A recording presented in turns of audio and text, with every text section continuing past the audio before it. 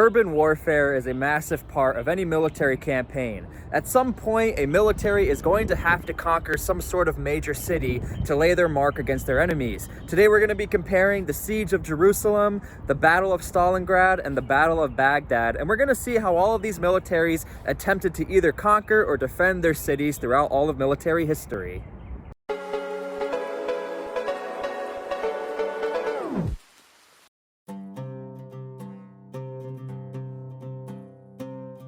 Urban warfare is a combat that occurs within a town or city, and is synonymous with essentially every conflict ever. The issue is, there really is no playbook to how a military conducts urban warfare. Some cities could have a massive river protecting it, very big city walls, or a very determined army to defend their territory. We also need to keep in mind that morals and policies change over time when it comes to warfare. Unfortunately, the main victims of urban warfare happen to be innocent civilians. If a Roman legion was to totally decimate a population and city, this was not out of the norm. But when you compare it to today's standards, militaries legally and morally must take all action to ensure that a specific target or building is taken out, or face legal and international consequences. Nonetheless, urban warfare, whether it was 2,000 years ago or today, have the same complications that occur. How to breach a city, how to take as little casualties as possible, how to sustain an attack, and how to hold the city once you've captured it. Let's look at an example of ancient warfare, the Siege of Jerusalem. The battle really highlights complications that militaries had when trying to capture an entire city. One thing that ancient warfare and warfare today has in common is the mass scale of urban warfare when trying to capture a city. Titus began his assault on Jerusalem in March of 70 AD.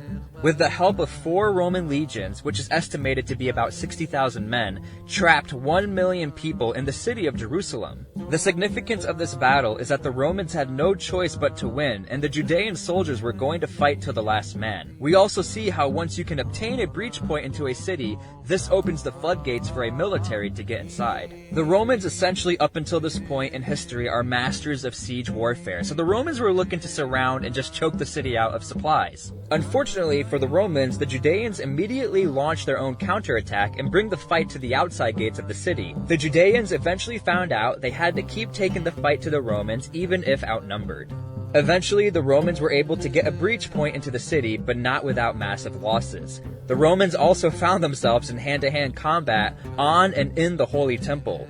This was another example of how the Judeans were willing to step up and attempt to surround the Romans on all sides. Unfortunately, though, the Romans, again being well-trained and masters of urban warfare, were able to take hold of the temple and burn it down. Eventually, the Romans took 1 million people's lives and captured 100,000 people for market and personal use and destroyed the entire city. The main takeaway from this battle is how the defenders were going to try and keep the distance super close to the Romans. Titus on multiple occasions had to be saved and saved his own men from being overran with his cavalry. Even though Rome won this battle and made their mark in history forever, the battle tactic of keeping as close to your enemies as possible was another main theme in the battle for Stalingrad. The Germans during World War II were masters at combined armed attacks, utilizing their air force, heavy armor, artillery, and eventually coming in with ground troops. This tactic was being put to the test by the Soviets at the Battle of Stalingrad.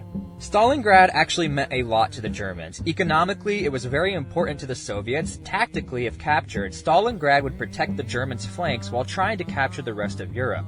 The Germans were willing to risk it all on this one, and they did. The Germans began using their strategy of airstrikes and artillery on the city. Without a doubt, this battle was horrendous for all sides. The Soviets knew that they were no match for the German tanks and air support, so they performed what's called the hugging tactic. This isolated German infantry platoons and forced them to actually fight one-on-one with the Soviets. If the Soviets could stay as close as possible, this meant that the Germans couldn't use all of their support. Eventually, the Germans actually almost captured the entire city, but instead found themselves surrounded on all sides due to this hugging method by the Soviets. It is reported that German officers were privy to this tactic, yet had no choice but to capture this city at all cost. There were even opportunities for the Germans to back out of the city, but actually ended up fighting to the last man against the Soviets. In total, the battle lasted 199 days, and it's estimated the Axis lost 850,000 men. The Red Army suffered heavy losses as well. 1.1 million casualties and about 500,000 men were taken out. In all, the battle resulted in an estimate of 1.7 million to 2 million Axis and Soviet casualties. That's insane. Let's not forget, these are not just numbers, but real souls. The takeaway from this battle highlights the importance of keeping your enemies closer than you might wish to. Although this method did not work in favor of the Judeans 2,000 years ago, this proved to be the proper tactic against the Germans. Germany also made the key mistake of their pride over reality. German officers reported they had captured over 90% of the city, yet this was not enough for the German higher leadership. This was to be a total German takeover. Instead of a reassessment and a counterattack, the Germans just stayed to what they knew.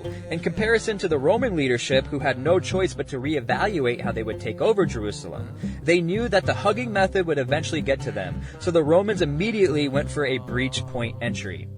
There was another time in modern history where a breach point of entry suddenly becomes your main mission, against all odds: the Battle for Baghdad.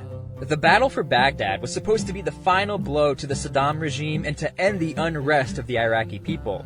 American forces had already been peppering the city with shock and awe factor type attacks. These were pinpoint attacks targeting government buildings and anti-air defense systems. Again, in this era of urban warfare, it's all about precision. The US forces had to figure out a way to form a breach or get some sort of lifeline into the city to take out Baghdad from within. Baghdad International Airport became the target and was successfully captured, but not without fierce resistance. Just like the Germans found themselves in Stalingrad, the Americans were almost isolated from the rest of the fighting force at the airport. Thus, we have a mission called Thunder Run, essentially making another breach into the entry with heavy armor under super heavy fire. These lanes opened a lifeline to the rest of the fighting force and split the Iraqi defenses, eventually leading to the fall of the city. It's interesting to note, when comparing these major battles throughout history, typically if a breach is made, this creates havoc for the defending forces. We can also see from the defending forces though, if they are willing to get super close to the attackers, they may have a chance since the attackers cannot use all of their support to their advantage. This was more prevalent in the times before the use of air power, but nonetheless, to get a full tactical advantage of a city, you eventually need to get into a city. So, I hope you enjoyed the video and learned a little, and remember, let's make history cool again.